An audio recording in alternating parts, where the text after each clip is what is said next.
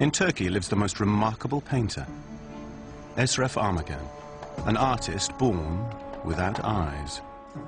No one can call me blind. I can see more with my fingers than sighted people can see with their eyes. Esref proves that you don't need eyes to see.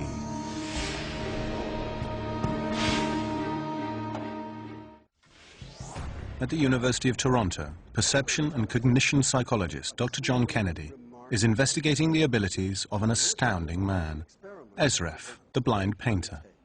Esref is a blind man who has been drawing pictures since he was a child. He draws astonishingly well. Many people would say he draws better than many sighted people.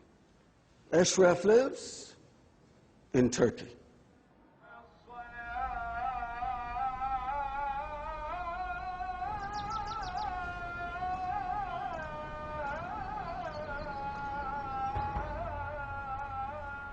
Esref Armagan has a genetic mutation that caused him to be born without eyes.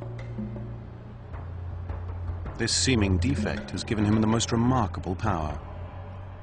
While he paints a landscape he cannot see, this artist is changing everything science has assumed about vision. Esref has never seen light.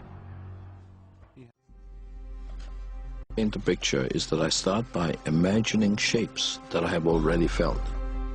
Then I form those shapes into the painting I want to create. I make a plan of the picture completely in my head before I start to draw it.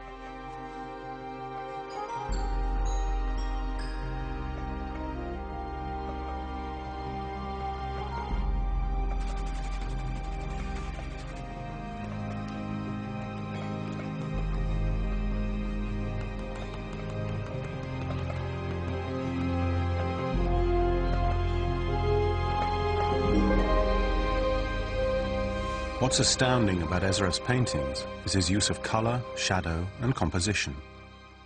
And most importantly, perspective.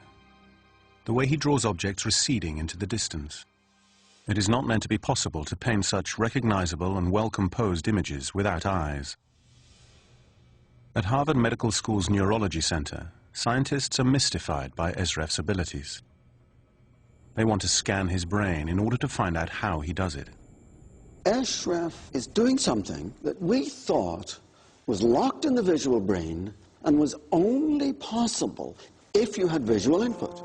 And it's the way Esref grapples with three-dimensional space that has the scientists particularly excited.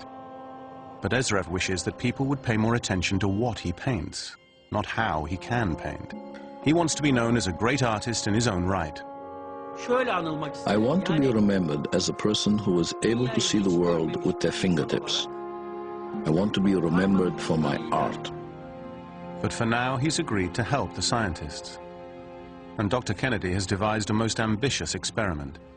He wants to find out if Esref truly understands perspective. And my experiment is going to be asking Esref to draw a particular building in Florence, in Italy, that was the source, the origin of the discovery of perspective, how we show depth in pictures.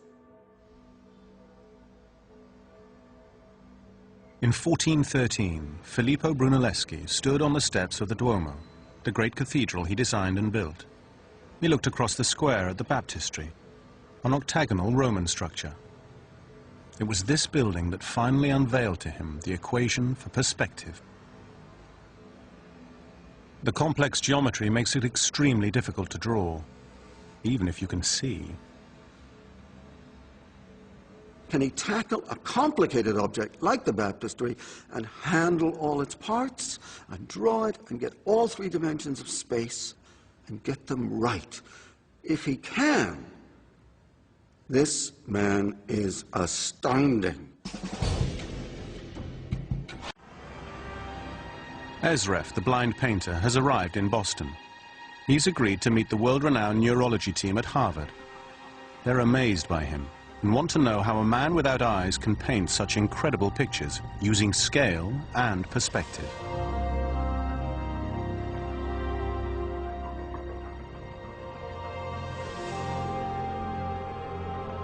Their experiment will involve putting Esref in an MRI scanner, asking him to draw and observing the activity in his brain.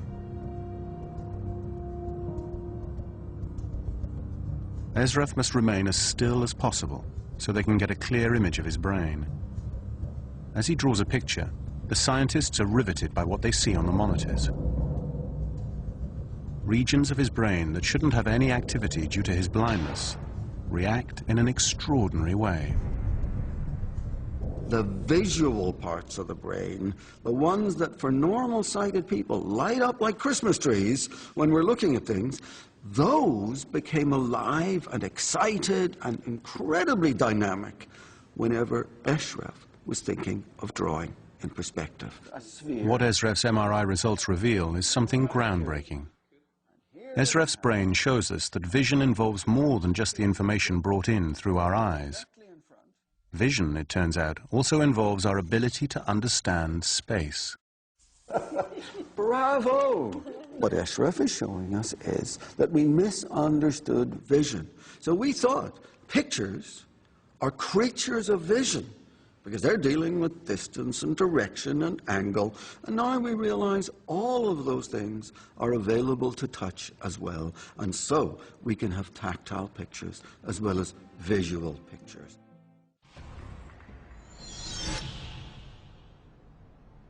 As Wim forges through the frozen wasteland, a blind man from Turkey is going to attempt to outdo Filippo Brunelleschi, the most important architect of the Renaissance. I'm going to ask Esref to sit here where Brunelleschi was and draw this building. John? Esref, how are you? Oh, nice to see you. We have so much to do. There is a really interesting building right beside us, and I'm going to ask you to draw it. First, we got to find out the shape of the building. There's the side, right? Then you come to the corner, and then it goes at an angle. Esref has been given no prior clues about this building. He's entered into this experiment without knowing what he was going to be asked to do. What Esref must do is draw the sides of the baptistry upwards and downwards so that the lines converge on the horizon. This is what Brunelleschi did, and this is what even now most sighted people get wrong. Okay, Esref, what I would like you to do is to draw the baptistry as if you're standing in front and the roof is far above your head and you're in front of one wall of the building. I'm you. Okay, go for it.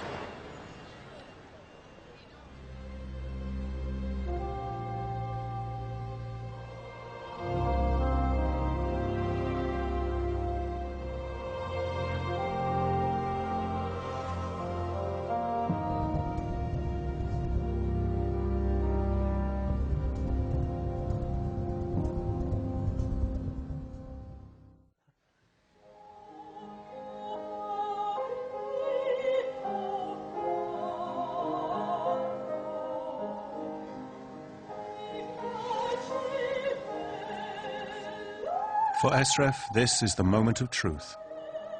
He must draw the bottom two lines converging upward towards the top.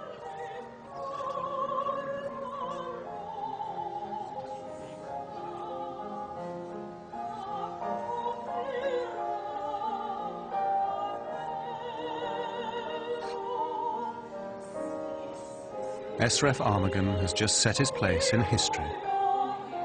He has outdone Filippo Brunelleschi, a Renaissance master. Okay.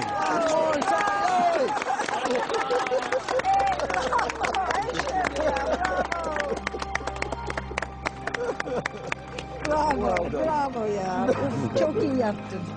This is a moment that happened first 600 years ago. The next time it happened was today.